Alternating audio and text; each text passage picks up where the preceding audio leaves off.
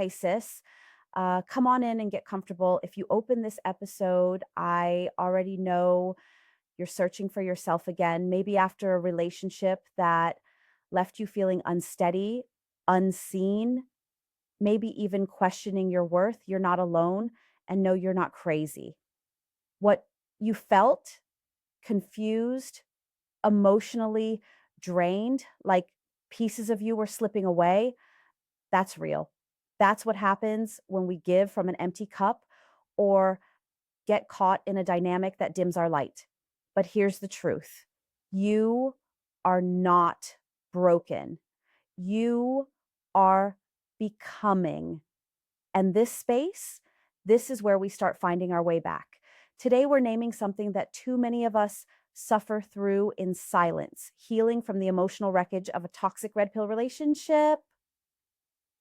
Oh, I know that kind of hurt, the kind that leaves you feeling like your inner compass is broken, like you can't even trust your voice anymore, like somewhere along the line, your identity blurred, twisted, or questioned altogether. But let me tell you something, and I want you to hear me with your whole spirit. I see you, I feel you. And more importantly, there is healing on the other side of this. You don't have to stay stuck in survival mode. Reclaiming your peace, joy, voice, and mental wellness is not some far off fantasy. Baby girl, it's your birthright. So here's what we're doing today, sis. I'm sharing 5 soul deep steps, 5 sacred acts of reclamation to help you detox from that relationship residue and reconnect with the incredible, powerful, beautifully whole woman you've always been. Now, listen, this isn't about surface level healing or cute quotes for the gram. This is about real work, gentle but firm, loving but rooted. It's about building a foundation for peace that lasts, the peace that someone else's opinion of you can't shake. So go ahead, grab your journal, pour yourself a cup of something soothing, and find your softest seat. We're walking this path together, and I've got you. Step one, reconnect with your inner voice. All right, first things first, we've got to tune back into you, because let's be real, sis, those red pill dynamics, they specialize in silencing your inner knowing, that wise, intuitive part of you that always knew better, even when you weren't ready to act on it. They gaslight your gut, they twist your truth. And over time, you start second guessing yourself, shrinking, doubting, losing touch with that soft voice inside that's been riding with you since day one.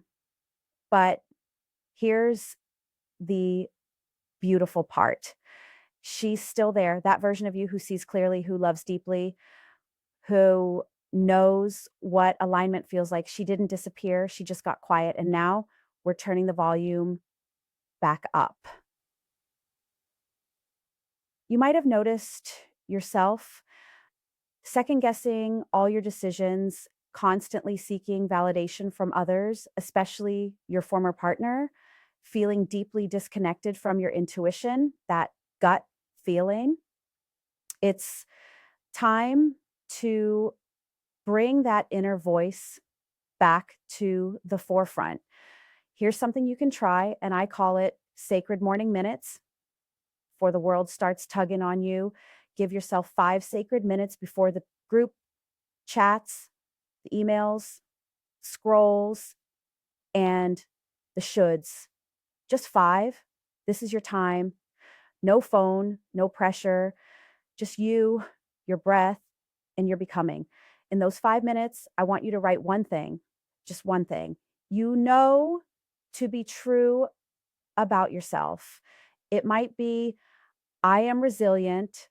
I am deeply loved. I have a laugh that lights up the room.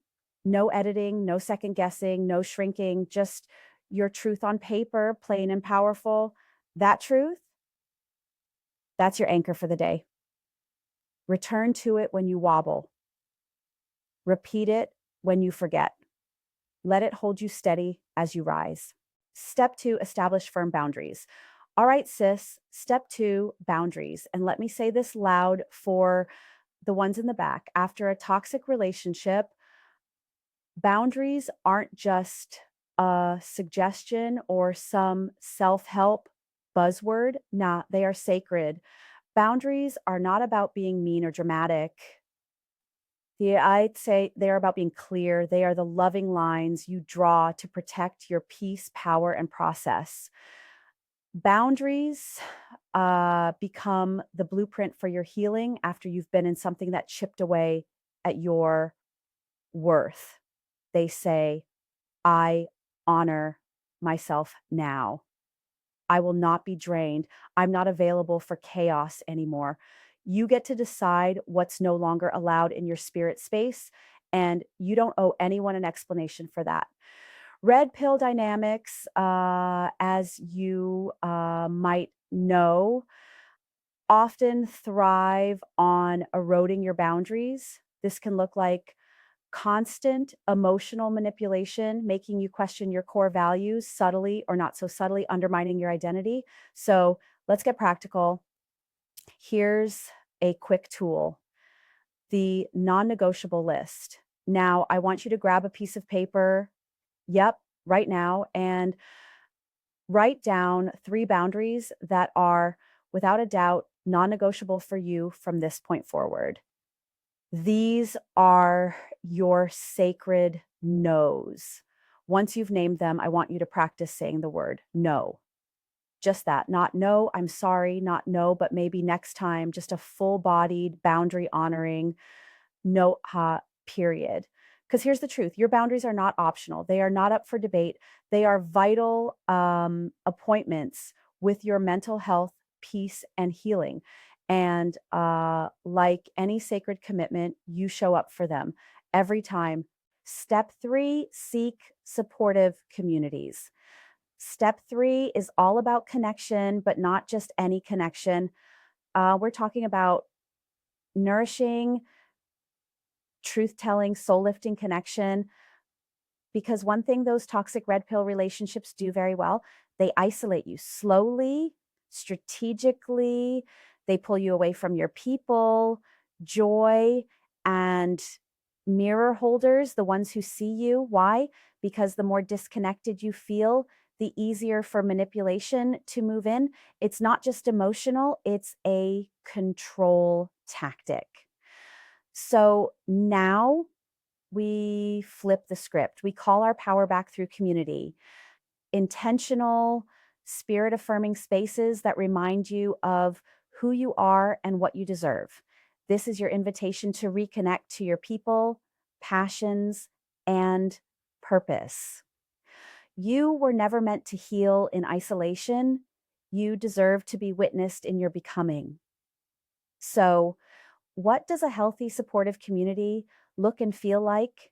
It's a space that celebrates your growth and doesn't fear it, respects your unique healing journey without rushing you, offers love and wisdom, never judgment. Your action step here is what I call the community audit. Now let's get real, sis. I want you to take an honest, unfiltered look at your current circle, both online and in real life. Ask yourself, who's pouring into me and who's quietly draining me dry? Be brave enough, yes, brave enough to name one space, one group, or one relationship that no longer serves your peace. And then let it go. Bless it, release it, and walk away. Next, choose one nourishing space to lean into. It could be a support group, a book club, a walking partner, anything that feeds your spirit instead of starving it. Because here's the truth, you deserve to be in rooms where your name is spoken with love, your healing is celebrated, and your softness is safe. Surround yourself with people who remind you that you are not too much. You are just enough. Step 4, engage in self-care rituals. Sis, let's talk about self-care, and not the cute kind they sell on Instagram, though yes, bubble baths and face masks can be part of the ritual, but I'm talking about real self-care, the kind our grandmothers practiced, without even calling it that. For us, self-care is ancestral, revolutionary, and what keeps us rooted when the world tries to shake us loose. And after everything you've been through, it's not a luxury, it's your lifeline. It's choosing rest when the world demands hustle. It's saying no when your body is screaming for space. It's honoring your joy, tending to your nervous system, and nurturing your mind, your body, and your spirit because you matter. You are the dream of the women who came before you. Your healing is part of their legacy. True self-care includes deeply honoring your body's needs for rest, movement, and nourishment, connecting with cultural or ancestral healing practices that resonate with you, reclaiming rituals, big or small, that soothe your spirit and make you feel whole. I want to offer you a daily practice, the REST moment. Reflect, pause, and ask yourself, what do I truly need right now? Engage. Choose one small nurturing activity to meet that need. Set a clear intention for your peace during this activity. Take a moment of gratitude for yourself for this act of care. Dedicating time to REST, even for 10 minutes a day, can shift your entire energy and accelerate your healing. Step 5, consult a mental health professional. All right, love, we've made it to step 5, and I need you to lean in close for this one because it might just be the most important. Seeking therapy or reaching out to a mental health professional is not a weakness. Let me say it again for the folks in the back. It is not weakness. It is a sacred, powerful, soul-freeing act of strength. It's choosing yourself. It's breaking generational silence. It's saying, I deserve to be well. And in a world that tries to gaslight Black and brown women out of our pain, out of our softness, out of our truth, therapy is liberation. You don't have to carry it all on your own. You were never meant to. Healing in community with support, with guidance, that's not failure. It's wisdom. It's the revolution our mothers and grandmothers prayed for. And sis, you're living it.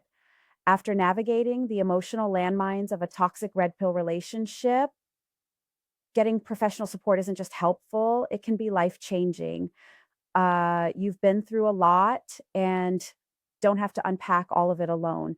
So let's talk about some signs that it might be time to reach out. It may be time if you feel like you're constantly second guessing yourself, even in safe spaces.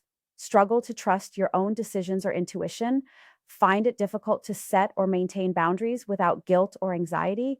Feel emotionally exhausted, numb, or stuck in a loop of rumination.